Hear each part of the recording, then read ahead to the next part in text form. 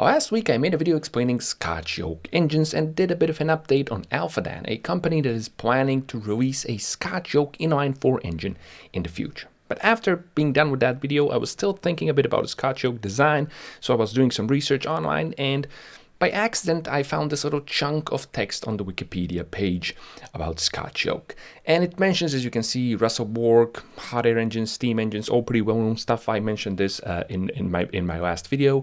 However, there's also the sytech engine, and honestly I never heard about this. I have no idea what it is, and as you can see it's also not hyperlinked, so you can't really click on this. There's no Wikipedia page for it. So I then googled sytech engine, and eventually I ended up on this page right here.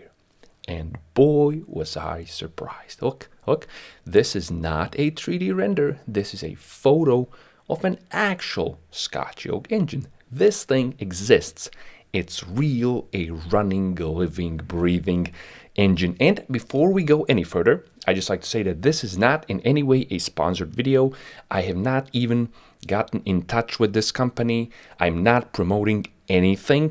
This is just me sharing something really exciting that I found purely by chance. And here's the big deal. I didn't even need to get in touch with this company because all the information you could possibly want on this engine is already on the website. They published everything. They did all the testing already. This is pretty much a production ready engine, and honestly this whole page really made my day because it's been a very long time that I stumbled onto something this new and this exciting and with this much information. And I mean, look, they made a flat 8-cylinder non-boxer Scotch Yoke engine. If that doesn't get you excited, I don't know what will.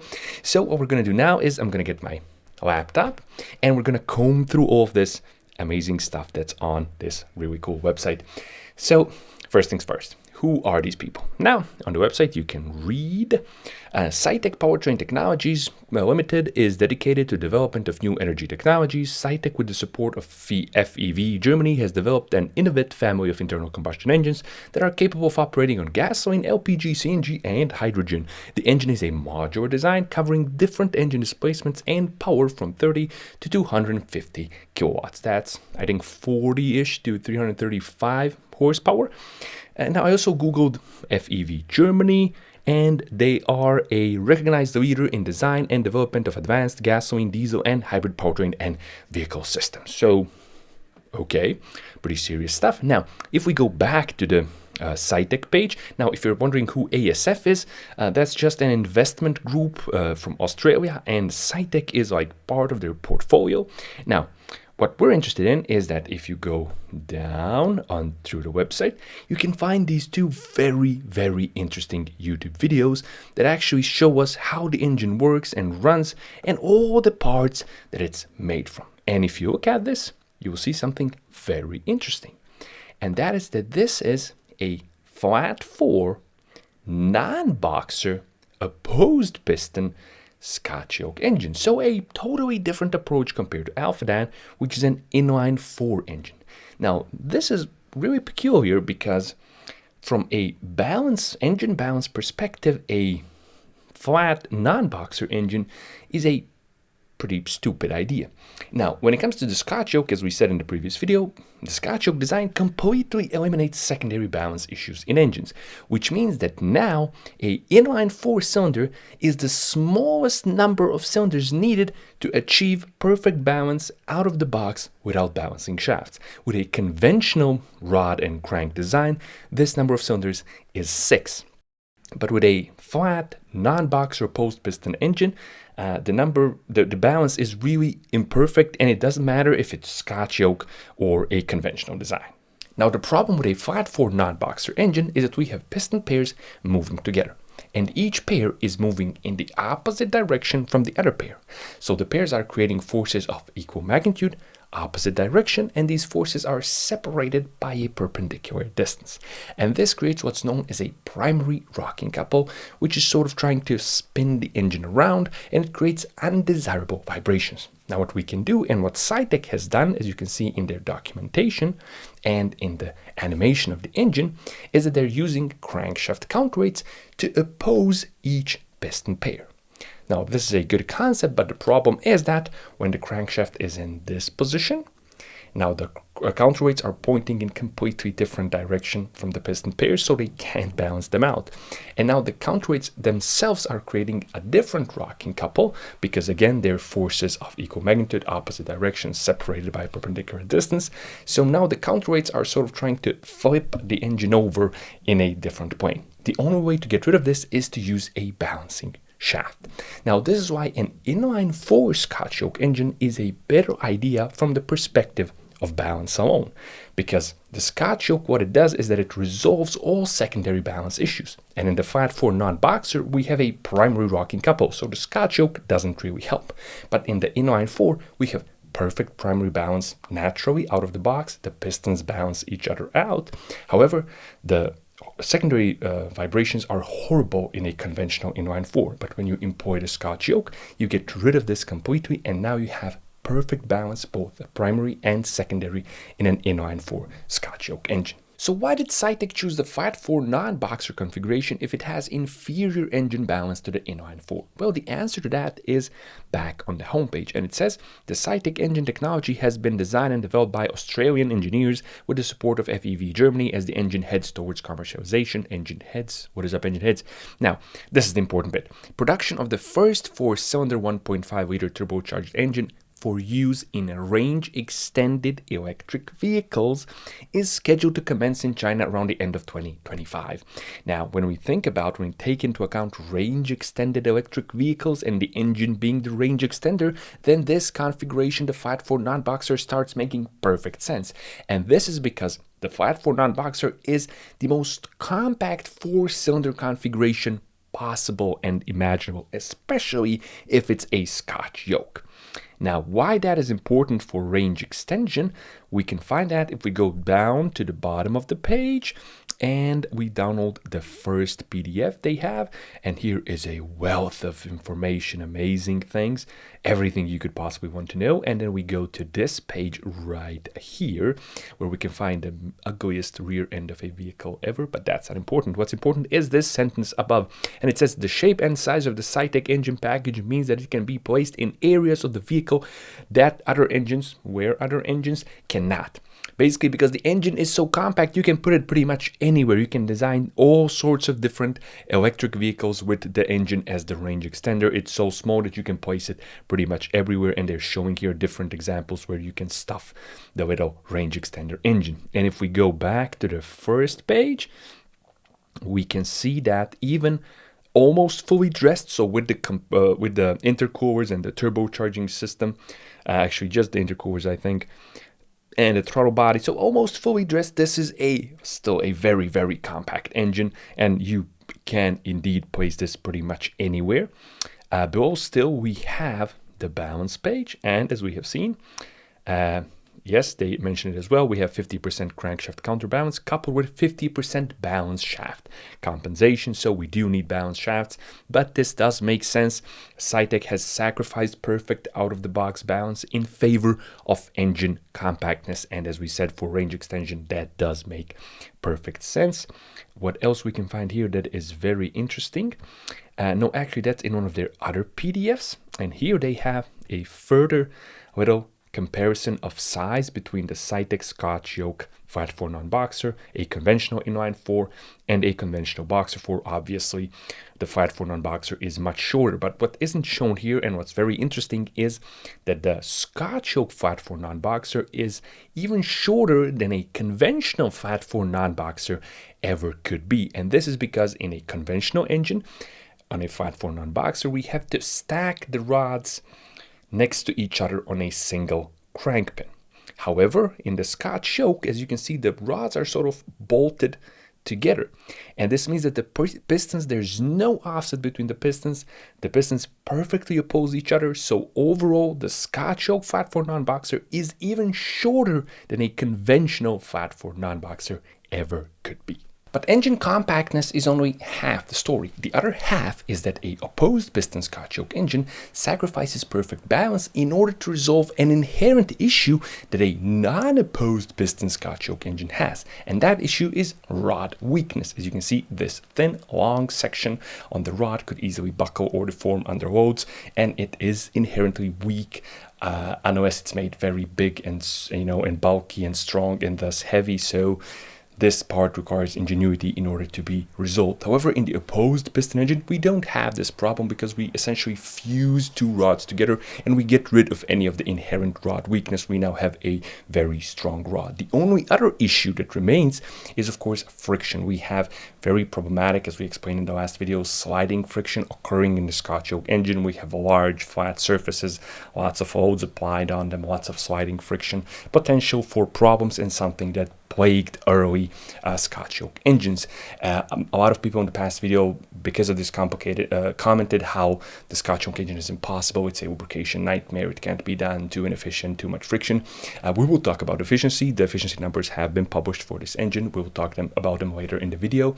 Now let's observe also the lubrication system. How has sytech resolved this? And as we can see from the video, we have oiling holes in the crankshaft. They go then through conventional bearings for the crankshaft. Then we have a cap that goes onto these bearings, again oiling holes in the cap, and then they come through this little flat, I guess, bearing, if we can call it a bearing. It is definitely a bearing, so bearing, a flat bearing that goes onto this cap, and this flat bearing is also oiled through the conventional oiling system, and then this flat part slides on the flat part of the rod. So this is the key part that has to deal and face all of the complicated sliding friction in a Scotch Yoke engine. Of course, the big question is, what is this made from? Unfortunately, there's no information on the sytech website or in the PDFs. I'm very curious, because this has to be made, I think, from some pretty clever materials in order to work. But as you can see, the lubrication system is not a nightmare. This is very conventional oiling holes, pressurized oil coming through the crank, through the bearings,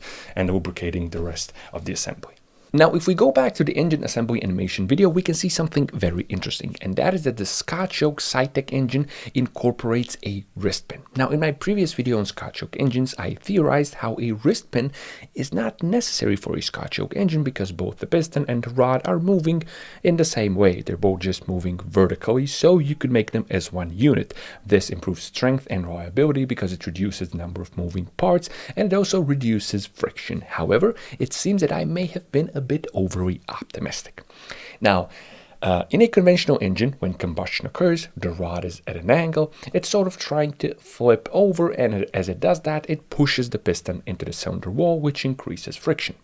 Now, because the rod is never angling in a Scotch Yoke engine, this effect is greatly reduced, and thus friction is also reduced in the Scotch Yoke engine. However, there is a little extra issue here, and that is that when combustion occurs, we can see that the Scotch Yoke rod is not centrally supported. The little crankshaft block is not in the middle of the rod. It's offset to the side. So when combustion occurs, the rod will lean. It might lean. Of course, this highly depends how much it leans. It highly depends on the engine anatomy. But if it and when it leans, it is going to try to push the piston into the cylinder wall if the rod and the piston are one unit.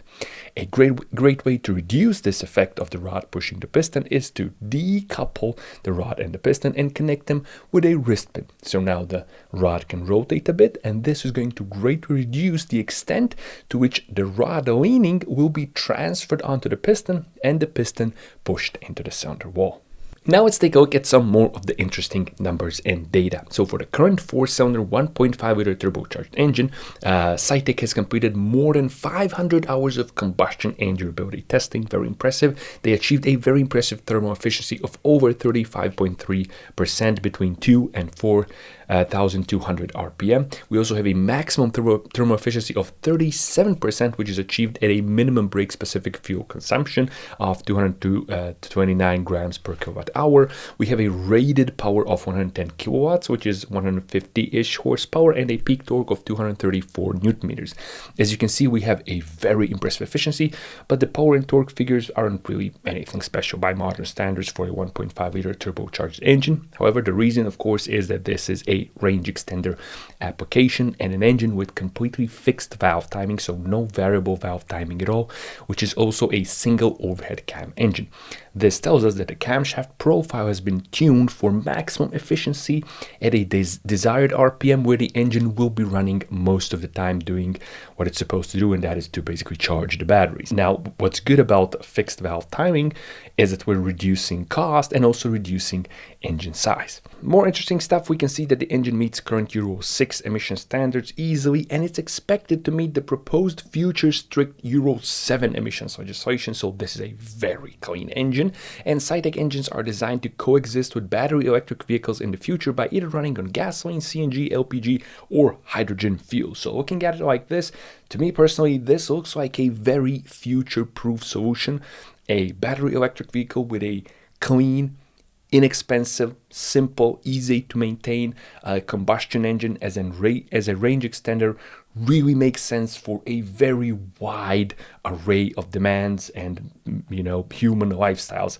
Currently, many people really can't make sense of a purely electric vehicle. Many people live in residential areas, densely populated, no private garages, and you really can't expect to bring a reasonable charging infrastructure into these places where everyone's demands are met. However, a vehicle with a range extender, we have two technologies which are basically helping each other. You don't have anymore the range anxiety of purely electric vehicles, and you also get the local air cleanliness that electric vehicles promise. Of course, this is even further made 100% clean and emissions free if you use hydrogen, and hydrogen might even be possible in a range extended application, because now demand for hydrogen would be less, and a refueling infrastructure for hydrogen might be made possible because there's less demand, because the engine won't be running all the time. It's only running when the batteries are empty, and many people will be using purely electric power.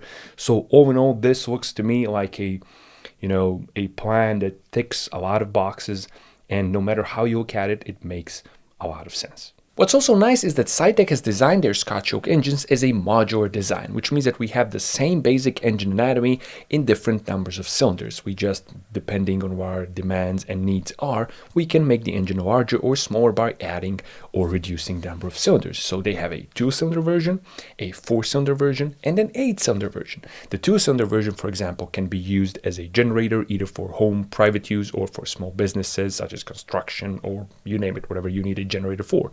The 4-cylinder version is the range extender, and the 8-cylinder version could be seen as a performance option for combustion only or hybrid cars. The amazing thing with a modular engine design is that you have a high parts commonality, so parts are interchangeable between engines, and this greatly reduces costs, which means again that you can cover a greater market. Now, what's really interesting is, of course, the 8-cylinder. This is a true engine head configuration. Flat 8, I'm pretty sure it would sound amazing, but again, it's a flat 8 non-boxer, and I'm pretty sure they chose this configuration because this gives you perfect primary and secondary balance out of the box. And because this is a Scotch Yoke flat non-boxer, I'm also pretty sure that this is more compact than maybe even a V6, and definitely more compact than an inline 6. Now, judging by the engine code, this is a 3-liter flat 8 engine and gives us around 335 horsepower, which by modern standards isn't anything too crazy or impressive, but I'm pretty sure that more power can be squeezed out of this with a bit more boost, variable valve timing, whatever. You can do all sorts of stuff. The sytech engine is also modular in the sense that it can be made and sold with and without EGR, variable valve timing, port or direct fuel injection, with and without forced induction, you name it. So it's a truly modular engine in every sense, and it's made to fit a very wide array of consumer and client demands, which definitely I feel improves its potential to spread through the market and have an impact. I also have to say that I really respect the sort of old school approach to new tech that we can see here. Now, in recent years, we have this sort of trend where new tech is announced on a very fancy, very public presentation by some sort of CEO/public persona. We have very bold claims, demands, a lot of hype, is made. And then we have silence and nothing happens for a couple of years. We've seen this with Tesla's Cybertruck and Roadster, with Koenigsegg's Gemira and Free Valve, and to an extent with Alfadan as well, although I built some of that hype show, so I really shouldn't be pointing fingers. But you get what I'm trying to say. Basically, these days we have, they build the hype and then they work out the technology later, if ever. So this, what sytech is doing, is like really 90s, early 2000s, old school. The engineers sat down, they did it all the modeling, simulations, development, testing, all the scenarios. It's all pretty much production ready. The development is over. The engineers basically went, here you go, this is it, it works. And then they very discreetly, without any hype, announced this. Even the YouTube videos of their engine are unlisted. You can only find them on the page. There's pretty much zero hype. It's just numbers. They're letting the numbers and data speak, and I have to say that in this day and age, I really have to respect that. So, have they beaten Alfadan to the punch? Definitely. Right now, at this point in time, I think that sytech is by far the most likely engine ever to be the first ever commercial Scotch Yoke engine on the market. The date, production, end of 2025. The only reason why this is delayed so far back, I think, is because now the engine has to go through administrative red tape, governmental testing, whatever, to make it legal for sale. But to me, from this data presented, this looks honestly production ready. Maybe some minor tweaking is left in this, but nothing major. I'm pretty sure that Alfadan is nowhere near this stage of development. They're definitely not towards the end. They're somewhere middle, beginning, and they're definitely not ready to, launch something that is production ready. Maybe they'll have something in the future, but I doubt they are near where sytech is. So yeah, something very novel, something very exciting that I stumbled upon, out of the blue, out of nowhere, this whole wealth of data. It was really fun exploring this and making this video. So as always, I hope you enjoyed this, and I'll be seeing you soon with more fun and useful stuff on the D4A channel.